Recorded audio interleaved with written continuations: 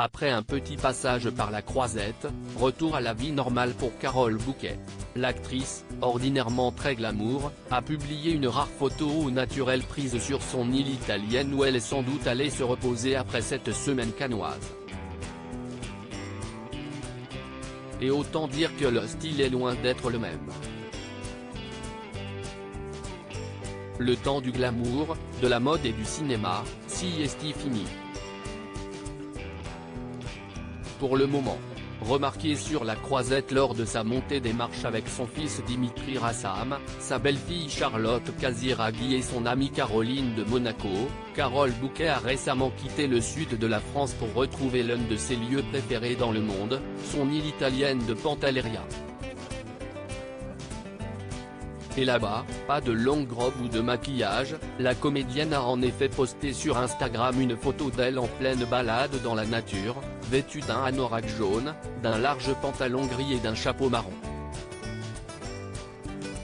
L'occasion pour elle de plaisanter en légende, après Cannes, ce qui est important, si est le style, a-t-elle écrit.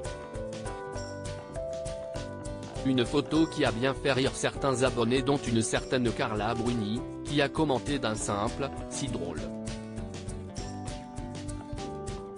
D'autres ont tenu à assurer la star qu'elle serait toujours aussi glamour, peu importe sa tenue, tout en soulignant son autodérision, « Vous êtes la classe incarnée, vous êtes toujours magnifique » ou encore une fleur qui marche, peut-on lire parmi les commentaires. Un petit paradis au calme dans son petit paradis italien, Carole Bouquet devrait passer une partie de l'été sur Pantelleria.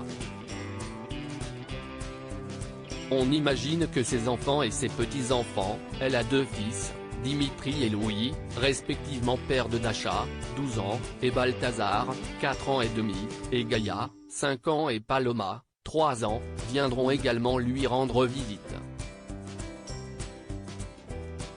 Il faut dire que le calme va lui permettre de se remettre de ces dernières semaines plutôt éprouvantes, après avoir annoncé sa séparation surprise de Philippe Serret de Rothschild, avec qui elle formait un couple solide depuis 2014, elle a retrouvé son fils à Cannes pour une avant-première pleine d'émotions.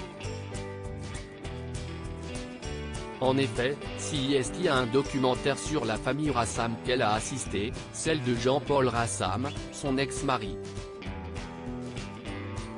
Producteur de talent et père de son fils Dimitri, lui aussi devenu producteur, celui-ci est décédé brutalement en 1985, lorsque leur petit garçon n'avait que 4 ans et après une longue bataille contre les addictions.